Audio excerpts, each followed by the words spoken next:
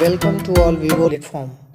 Today in this online class, we will talk about inverse Lorentz transformation equations.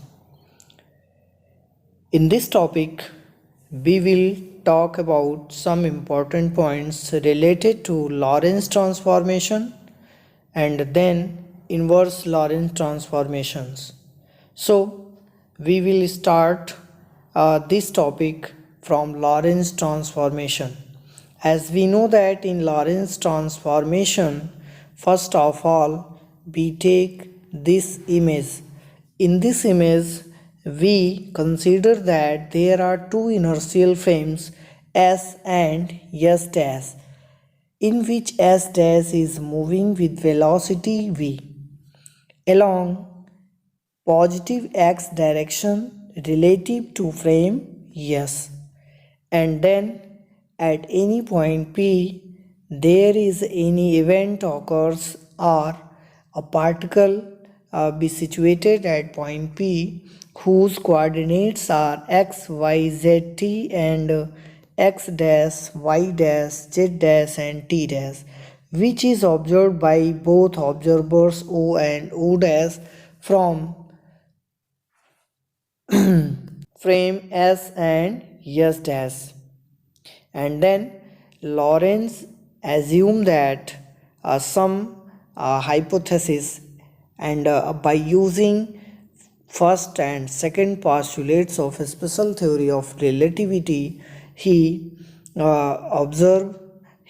expressed some relations between x dash, y dash, z dash and t dash in terms of velocity of the frame v and velocity या speed of the light c, that is this.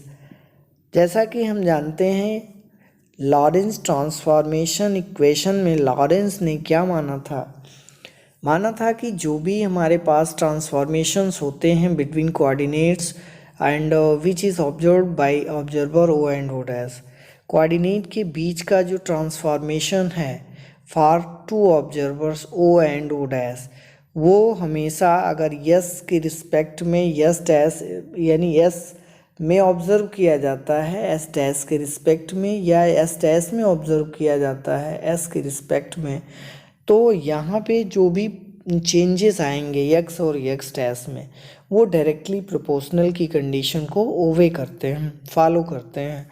तो उन्होंने वहाँ पे माना था कि x dash जो transformation है इन दिस सिचुएशन वो डायरेक्टली प्रोपोर्शनल होता है किसके, एक्स माइनस वी टी के, जहाँ पे वी टी क्या है, we T is a distance which is travelled by frame S dash with velocity v in time period t.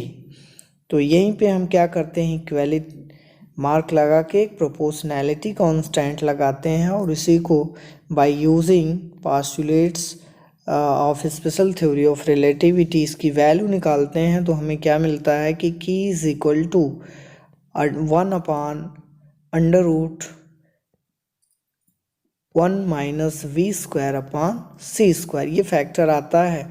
तो ऐसी स्थिति में गैलीलियन ट्रांसफॉर्मेशन इक्वेशन का मॉडिफिकेशन हो जाता है by using these postulates and we get, और ऐसी स्थिति में हमें चार इक्वेशन मिलते हैं, एक एक्स डैश का, एक वाई डैश का, एक जेड डैश का और एक टी डैश का. X dash is equal to हमें मिल जाता है X minus V T upon √1 minus we square upon C square. Y dash is equal to Y मिल जाता है और Z dash is equal to Z. यहाँ पे हमें कोई परिवर्तन देखने को नहीं मिलता. ऐसा इसलिए होता है क्योंकि जो हमारा फ्रेम एक्स दिशा में चल रहा है, पॉजिटिव एक्स डायरेक्शन में मूव कर रहा है, जिसके कारण वाई और जेड डायरेक्शन में कोई भी चेंजिंग नहीं आती. तो ये हमारे पास जो इक्वेशंस आ जाते हैं, और इसके साथ हम देखते हैं कि यहाँ पे टी और टी डैश यानी time period observe by observer O and observe by observer O dash both are not same. तो जब सेम नहीं होते तो वो किसके बराबर होते हैं, वो होते हैं T minus v x upon C square whole upon √1 minus we square upon C square के, ये इसके बराबर होते हैं. तो ऐसी स्थिति में ये जो चारों रिलेशन हैं इन्हीं को नाम दे दिया गया कि these are Lorentz transformation equation, जिसको आप पिछली वीडियो में आसानी से समझ सकते हैं। अब आज हमें क्या पढ़ना है? आज हमें पढ़ना है inverse Lorentz transformation equation. Inverse का मतलब कि जो पहले की स्थिति थी उसके ठीक विपरीत की स्थिति अगर हम डेवलप कर दें तो that is inverse relation, inverse situation. यानी अब तक क्या था कि हम फ्रेम यस को फिक्स मानते थे, यस डैश हमारा मूव करता था। अब हम क्या मानेंगे?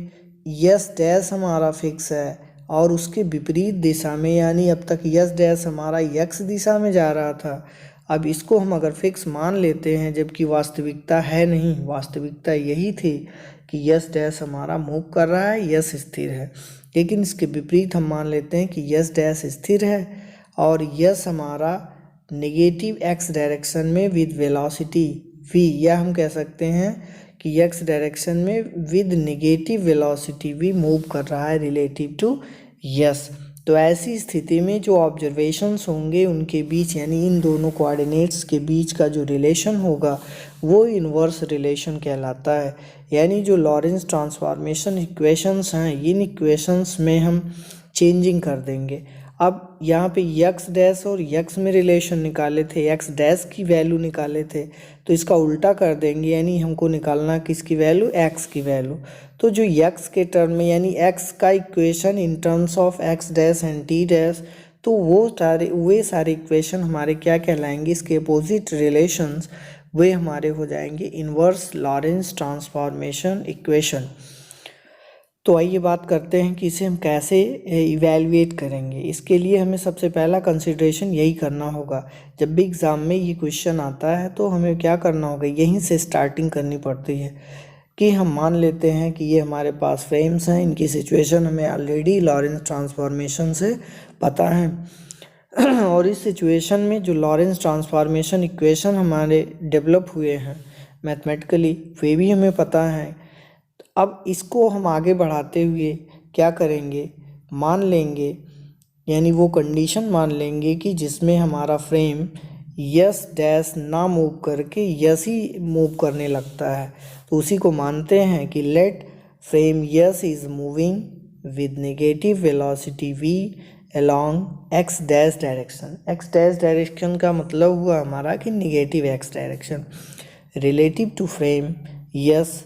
So in Lorentz transformation equation velocity v is replaced by minus v and coordinates also be transformed, then we get inverse Lorentz transformation equations as, यानी अब हमें यहाँ पे सिद्ध नहीं करना है, यहाँ पे वैल्यू नहीं रखनी है।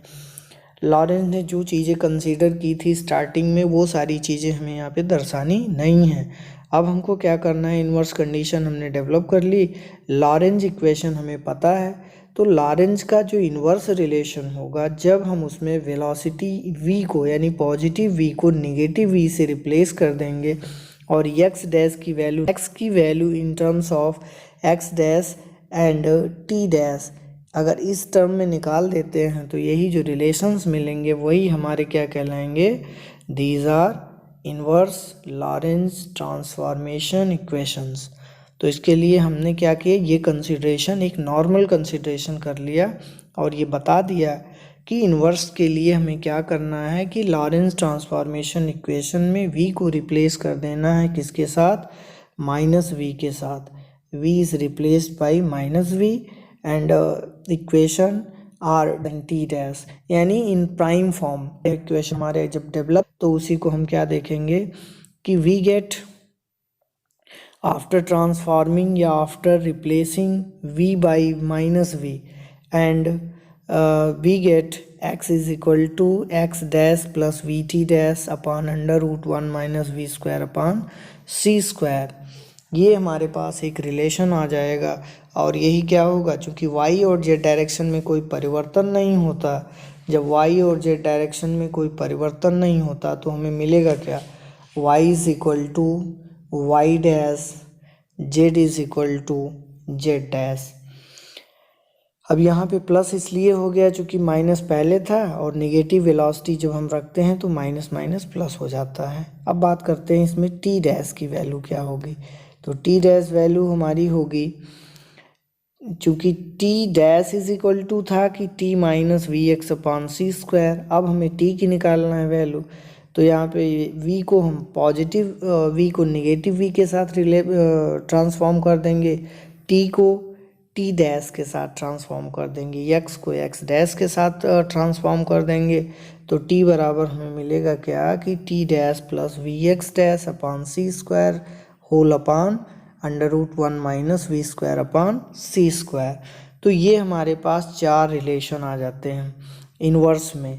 एक हो जाता है x का इक्वेशन, एक y का इक्वेशन, एक z का इक्वेशन, एक t का equation. x is equal to हमें मिल जाता है x dash plus v x dash upon under root 1 minus we square upon C square. y बराबर हमें y डैश मिल जाता है, z बराबर z डैश, जबकि t बराबर t dash minus v x upon C square whole upon under root 1 minus we square upon C square. ये equation में मिल जाते हैं, और ये सभी क्या हो जाते हैं, these are inverse Lawrence transformation equations. अब हमने जान लिया कि लॉरेंस ट्रांसफॉर्मेशन इक्वेशन क्या होता है, इनवर्स लॉरेंस ट्रांसफॉर्मेशन इक्वेशन क्या होता है। तो बात आती है कि इससे हमें क्या जानकारी प्राप्त होती है। ये दोनों कंक्लूड करते हैं, यानी एक रिजल्ट प्रोवाइड करते हैं, एक कॉन्सेप्ट डेवलप करते हैं, यानी मन में एक बात आती है इन दोनों इक्वेशन से। चूँकि ये एक फैक्टर है, इनमें जब हम वैल्यू पुट करते हैं तो हम पाते क्या हैं कंक्लूजन बेस्ड पे कि लॉरेंस ट्रांसफॉर्मेशन इक्वेशन से हमें ये पता चलता है कि नथिंग कैन मूव, कि कोई भी चीज़ ऐसी नहीं है जो greater velocity than velocity of light से मूव कर जाए। यानी कोई भी ऐसी वस्तु नहीं है, मटेरियल बॉडी नहीं है जो कि c से ग्रेटर वेलोसिटी पे मूव कर जाए। यानी हम नहीं ये चीज़ प्रूव नहीं कर सकते अभी कि v is greater than c, ऐसी कोई सिचुएशन हो सकती है। तो अगर ऐसी सिचुएशन होती भी है तो हमारे पास ये रिलेशन है, इसमें अगर हम पुट कर दें तो हमें क्या मिलता है कि दीज आर इमेजनरी पार्ट। और अगर ये इमेजनरी पार्ट हो जाता है तो जो प्लेस एंड टाइम कोऑर्डिनेट्स हैं दीज आर आल्सो इमेजनरी हो जाते हैं, काल्पनिक हो जाते हैं, उनकी रियलिटी खो जाती है, और ऐसा होना असंभव है। तो it means that from Lawrence transformation equation one factor is comes out that there is no material body which is moving with greater velocity than speed of light। कहने का मतलब है कि यहाँ इस हमारे आसपास कोई भी ऐसी मटेरियल बॉडी नहीं है जिसकी वेलोसिटी स्पीड ऑफ लाइट से ज़्यादा हो सके, यानी c से ग्रेटर हो सके। अगर c से ग्रेटर होती है तो ऐसी स्थिति में प्लेस और टाइम जो कोऑर्डिनेट्स हैं, it means that x, y, z, t, अगर कोई व्यक्ति इस कोऑर्डिनेट को ऑब्जर्व करता है किसी फ्रेम से तो ये सारे के सारे कोऑर्डिनेट इमेजनरी हो जाएंगे। इमेजनरी होने का मतलब विलुप्त हो जाएंगे, काल्पनिक हो जाएंगे, उनके जो अस्तित्व है वो खतरे में आ जाएगा, जो कि असंभव है। तो इसलिए ये हमारा लॉरेंस ट्रांसफॉर्मेशन इक्वेशन का कॉन्क्लूज़न रहा। अब इन्हीं फैक्टर्स को हमें प्रूव करने के लिए length contraction, time dilation, twin paradox etcetera, there are some many factors, some many concepts in special theory of relativity comes, जिनकी चर्चा हम अपने नेक्स्ट वीडियो में करेंगे। So thank you. We will talk about in next lecture length contraction, the concept of length contraction, कैसे length contraction होता है in special theory of relativity में। लेंथ कॉन्ट्रैक्शन का मतलब दो ऑब्जर्वर एक ही लेंथ को अलग अलग स्थितियों में ऑब्जर्व करते हैं तो दोनों की लंबाई में परिवर्तन हो जाता है। एक उसी को ज़्यादा लंबाई मेज़र करता है उसी सेम लेंथ की, और दूसरा उसकी लंबाई को कम मेज़र करता है। तो ऐसी स्थिति में इसी को क्या बोलेंगे, length contraction concept. So thank you.